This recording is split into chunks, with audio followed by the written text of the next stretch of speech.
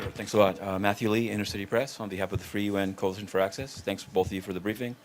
I wanted to ask about, I've seen the EU in its decision has tried to say that it's suspending all new support except for humanitarian causes and projects where the population directly benefits. And are you aware, like, how does that, in terms of like medicine, how is that implemented by them? I also, there's some questions raised about the UN pays Burundi for its peacekeepers in both CAR and in Somalia, and the soldiers themselves have protested of not actually getting the money. So in your analysis of money flows, did this come up, or what do you think of that? And then finally, I wanted to, as both of you, I'm sure know, the Secretary General was asked by the Security Council to make a proposal what the UN should do about all this, and he came back with a proposal that a support team for the special advisor is the proposal. And it seems inconsistent with what you're describing. So, I mean, obviously he's the boss. But can you say, was OCHA or UNICEF consulted during this planning? Do you think that will be enough? Is it just a first step? Many people are saying that the UN is not doing enough. And do you think it is? On that side, not on the humanitarian front.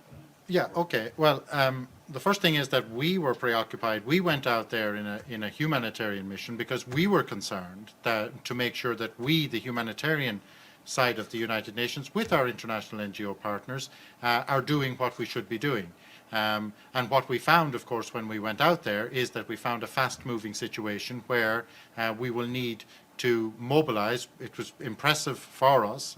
Afshan can also share her views on that. But from my own perspective, I was quite impressed that, particularly supported from Nairobi, there has been quite an engagement by humanitarian organizations already.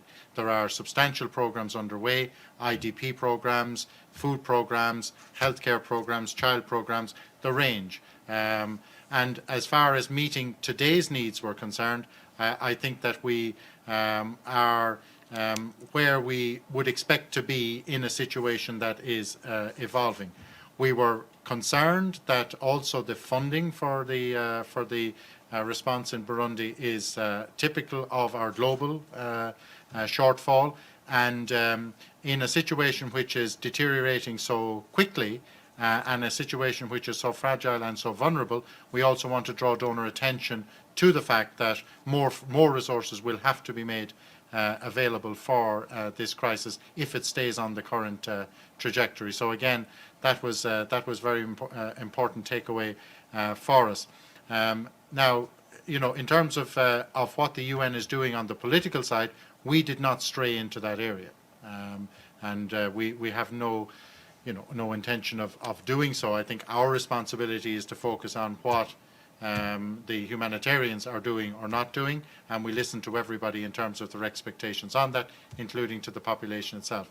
However, from a platform of humanitarian advocacy, we have to give voice to the demands of the people, and it was very clear to us in the first instance that security is the number one issue for the population. That's why people are fleeing, whether they're fleeing cross borders or they're fleeing internally, is because they don't feel safe. So that is also why, in our discussions with the first Vice President and other senior leadership, we put that very much squarely on the table, and the other issues around that I mentioned earlier. We didn't encounter the issue of the payment of peacekeepers. That did not come up in our discussions, but we do acknowledge that Burundi is making a major contribution on that front as well. So I think just to add one point on the funding, UNICEF is appealing for close to US $25 million to support its humanitarian response for children and families in this crisis. We've received about 38% of that, and this covers both the in-country plus the Burundian refugees in Tanzania and Rwanda and DRC.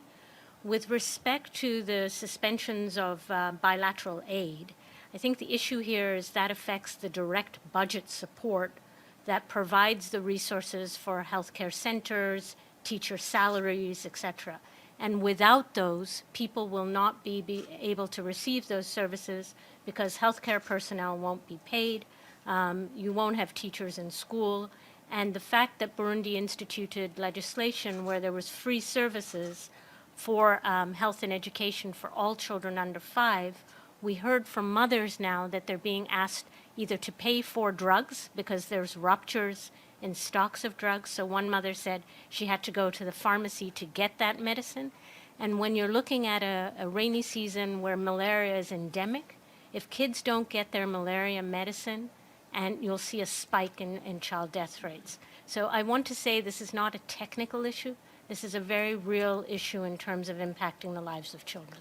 Now, on the European Union, sorry, I forgot to mention that, we did have a dialogue with the European Union representatives in country, and they are acutely aware of the need to focus on the impact of the suspension of bilateral development assistance.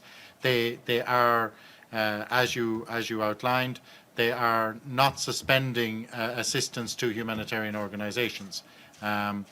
They're also communicated to us that they are looking at mechanisms to ensure that the other assistance, the assistance that they are and have suspended, as to how to ensure that that can flow to, for example, directly to public service providers. They didn't elaborate to us exactly how they were going to do that, but our message to them was that right now, today, the money isn't flowing into the public sector to enable the delivery of vital public services in healthcare and other areas. And we already see the negative impact on that in the break of the drug supplies, vital essential drugs, for example, as one example. So I'm pleased to say that they're alert to that.